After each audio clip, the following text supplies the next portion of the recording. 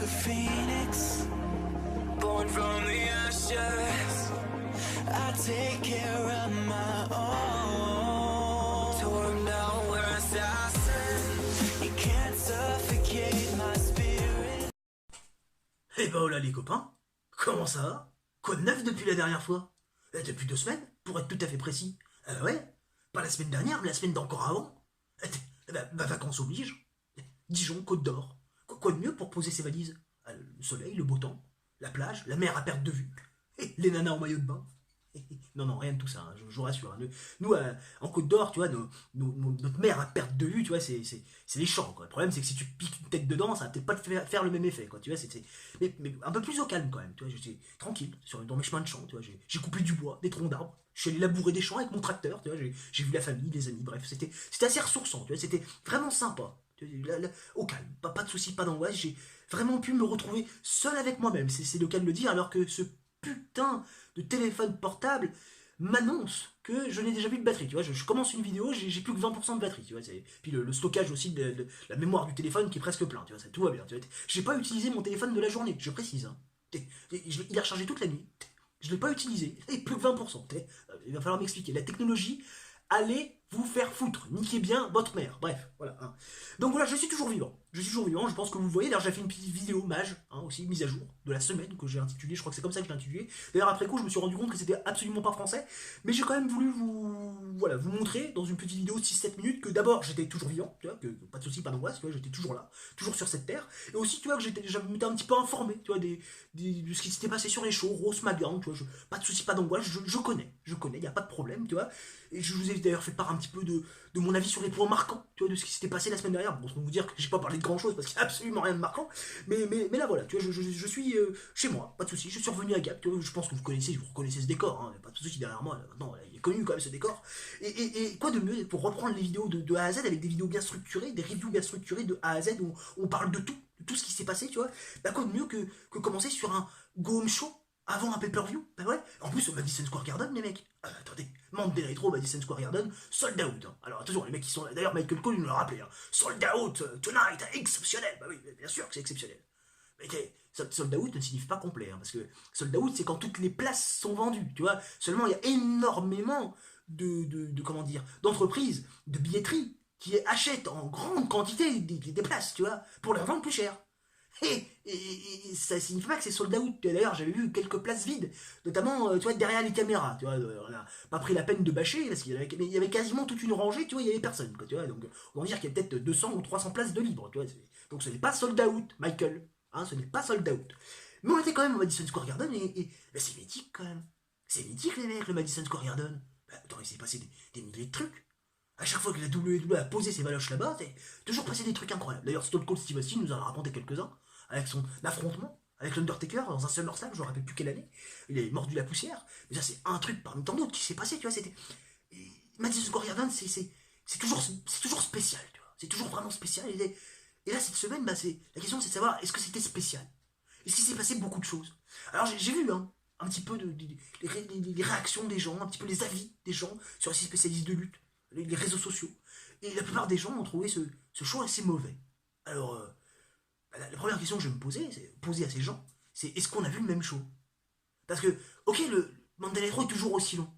C'est vrai, 20-25 minutes de moins, ça nous ferait pas de mal, tu vois, mais honnêtement, quand je vois le show, je me dis que c'était quand même de bonne qualité, quoi. Attendez les mecs, on a ouvert le show avec Stone Cold Steve Austin. Les gars, le serpent à sonnette, le mec qui ouvre le show. Et il arrive avec cette promo d'ouverture qui, la semaine dernière, c'était déjà déroulé, hein, c'était censé être une signature de contrat entre Rollins et Strowman. La semaine dernière, tout le monde s'en foutait, tu vois, aucune réaction, tu vois, rien à foutre, c'est deux faces. Qu'est-ce que tu veux qu'ils se disent? C'est deux faces, ils sont champions tag team, qu'est-ce que tu veux construire une rivalité divertissante? Ça fait un flop. Et là, cette signature de contrat, tu vois, dans l'opener de la soirée, entre Rollins et Strowman, ça aurait pu être aussi fade, en fait, que la semaine passée. Mais dans la mesure où il y a Stone Cold, là tout de suite, tu vois, les gens sont investis. Se sentent pousser des ailes, ils se disent, tiens, c'est intéressant. Il se passe un truc. Alors on savait, hein, ce qui allait se passer. Hein. On savait qu'il allait pas avoir d'altercation entre Rollins et Strowman. On savait que Stone Cold allait nous faire du Stone Cold. On savait éventuellement que aussi allait intervenir, comme ils avaient intervenu la semaine passée. et que AJ Styles allait se prendre un stoner, tu vois, c'était écrit, on le savait. Mais malgré le fait que tu connaisses déjà ce qui va se passer, que tu saches à l'avance ce qui va se passer, dans la mesure où c'était bien réalisé, et c'était surtout ce que t'attendais, et ben t'as pris ton pied. Et la promo a duré 17 minutes. Et j'ai pas regardé ma montre une seule fois. Rien que pour ça, déjà, le show ne peut pas être catégorisé de mauvais. Tu vois, rien que ça. Et puis, même si je vais chercher plus loin, il y a quand même eu des matchs à enjeu cette semaine. Enfin, je sais pas. Le King of the Ring Triple Threat match. Samoa Joe, Ricochet contre Baron Corbin. Alors, ok, il y a des gens qui sont là à se dire pourquoi Baron Corbin il a gagné. Il a gagné. Le King Baron, le King Corbin, c'est possible. C'est encore possible en finale. Tout le monde voulait voir Samoa Joe gagner. Parce qu'il y avait eu une altercation. Samoa Joe, Chad Gable. Dans les backstage à SmackDown, il y a une semaine ou deux, je sais plus. Je crois que c'était la semaine dernière. Avant son match face à Andrade Cien-Lamas. Ou Andrade tout court, excusez-moi, parce qu'il s'est vu aussi raccourcir son nom. Et on s'est dit que ça pouvait être une bonne finale, une bonne gueule de finale. C'est vrai. Seulement, maintenant, il y a Baron Corbin. Alors, la seule chose qu'on espère, bon, tu me diras, il y en a certains qui connaissent le résultat. Moi, je le connais pas, parce que j'ai toujours pas regardé SmackDown. J'ai visionné juste après la vidéo. Mais la seule chose qu'on espère maintenant, c'est qu'il n'y aura pas Elias. Parce que si c'est Elias contre Baron Corbin, préparez vos mouchoirs. Parce que là, à Clash of Champions, ça va être... Ah ouais, là, on va pisser du sang. Hein. Ah là, on va saigner des yeux. Hein. Saigner des oreilles, saigner de la bouche, saigner des yeux, c'est sûr. Hein. Faites que Chad Gable gagne, tu vois. Mais au-delà de la victoire de Baron Corbin, tu vois, qui ravit pas tout le monde, bah c'est un putain de match 4 étoiles. On se plaint que Baron Corbin n'a jamais de bon match, mais tu le mets avec Samoa Joe et Ricochet, bah, il en fait un, voilà, il n'y a pas de mal. Hein, parce que les mecs, contre un manche à balai, ils seraient capables de gagner. Quoi. Ils seraient capables de gagner. Pas capable de gagner, c'est bouqué, je parle pas de victoire. Pourquoi mon cerveau me dit gagner? Donc capable de faire des bons matchs, tu vois, les Ricochet, Samoa Joe avec des manches à balai, tu leur mets Big Cass, tu vois, ou Enzo Amore, tu vois, les mecs ils sont capables de te sortir un 5 étoiles, quoi, tu vois, enfin 5 étoiles, au moins 4 étoiles, tu vois. Mais moi la qualité du match, tu vois, elle me réconforte par rapport au résultat, tu vois. Elle me réconforte parce que c'était bon, c'était excellent. C'était excellent. C'est un match excellent dans un match à enjeu. Je dis quoi de plus? Alors certes, j'aurais préféré Samoa Joe. Mais le match était cool. Le tournoi continue. On savait que c'était indécis. Corbin en finale. J'espère contre Chad Gable. Mais ça c'est intéressant. Oui, je sais, le téléphone, ma batterie est à moins de 10%. Je sais. D'ailleurs, qu'est-ce que t'as branlé, la batterie? Je comprends pas. Je ne comprends pas ce putain de téléphone. Bref. Il n'y a pas que ça de positif. Il n'y a pas que ce match. Le match tag team. Match tag team. Natalia, n'importe quoi. Becky Lynch, Charlotte Flair contre Bayley et Sasha Banks. J'en vois déjà crier au scandale. Guy, t'as trouvé ça positif? Ben oui. J'ai trouvé ça positif. Et je vais vous expliquer pourquoi. Ok, d'accord, c'est un match qui mérite un pay-per-view. Mais je vais vous expliquer pourquoi c'est positif. Parce que, de une, cet affrontement, à mon sens, après réflexion, était inévitable avant Clash of Champions. Tu étais obligé de mettre les 4 filles en action. Et tu pouvais pas te permettre de faire des matchs one-on-one, parce que c'est éventuellement des matchs one-on-one que tu pourras avoir, tu vois, fin d'année ou voilà, début 2020, tu vois. Donc, tu vois, tu pouvais pas te permettre de casser, pas cette nouveauté, mais ces potentielles rivalités remises au goût du jour. En les faisant affronter one-on-one. Je sais pas, une Charlotte Flair contre une Sasha Banks ou une Bayley contre Becky Lynch, tu vois. Ça c'est éventuellement ce qu'on peut utiliser pour Survivor Series, tu vois. Donc, non, tu vois. Voilà, vous pouvez pas se permettre. Donc, ce match était inévitable. Et au-delà d'être inévitable, tu sais que, éventuellement, il peut également être présent à Hell in a Cell. Mais Hell in a Cell, c'est justement ça qui énerve un peu les gens, parce que même s'il était inévitable, bah, à un moment donné, tu te démerdes. Dans la tête des gens, c'est tu te démerdes pour pas le faire, même s'il est inévitable, pour nous laisser, bah, à Hell in a Cell, un match, entre guillemets, nouveau. Mais à Hell in a Cell, les mecs, on va avoir ça dans un steel cage. On aura un match à stipulation.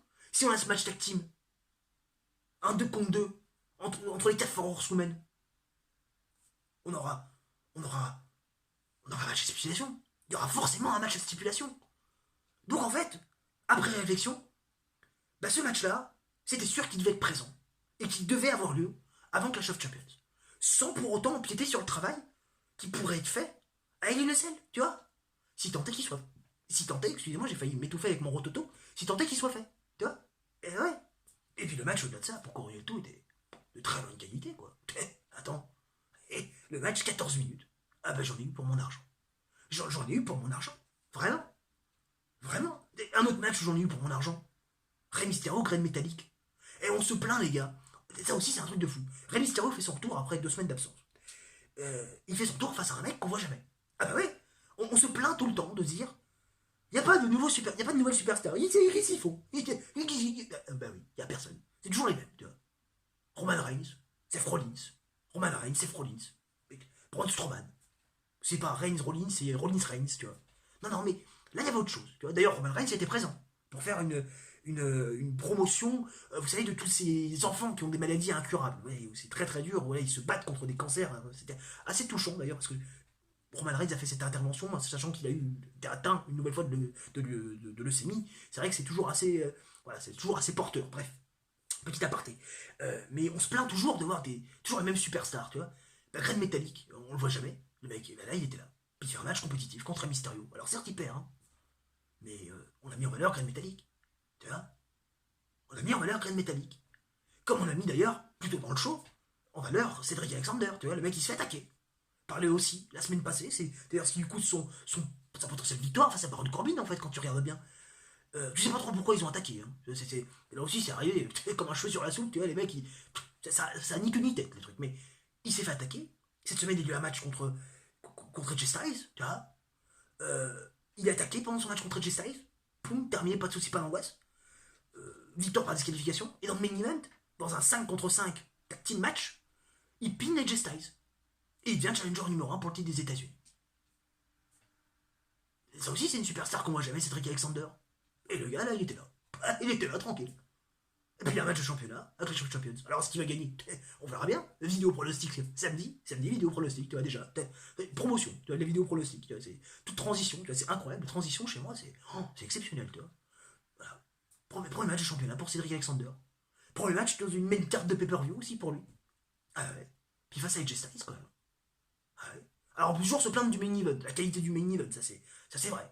On peut toujours se plaindre de la qualité du main event parce que c'était pas incroyable, c'était un peu cafouillis. Mais au moins, à la fin, t'as ce qui justifie le pourquoi du comment Cédric Alexander a son match de championnat face à AJ Styles, tu vois, c'est intéressant, tu vois, en final. C'est assez intéressant. Ce qui se passe avec Bray Wyatt, aussi, ça peut être intéressant. T'es toujours aussi loufoque, ce mec. Ah, il m'a fait délirer, moi. Hein. Dans son Fun Fairy Tales, je sais plus comment ça s'appelle, sa putain d'émission pour enfants, là, qui est pas vraiment pour enfants, c'est pour grand enfant, tu vois, grand enfant sadomaso, tu vois.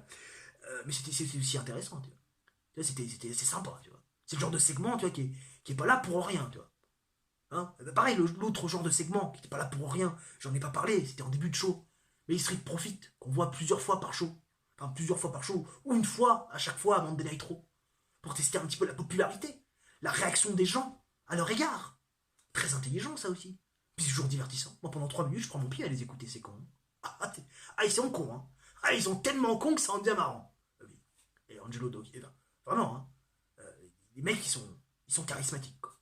Ils sont vraiment charismatiques. Un petit peu moins Angelo Dawkins, mais ils sont voilà. Ils sont sympas, quand même, les mecs. Moi, ils me plaisent bien. Puis ils ont perdu avec NXT. Peut-être qu'on va les voir débarquer dans le main roster dans pas longtemps aussi. Eh ben ouais, les gars. Ça pourrait être intéressant.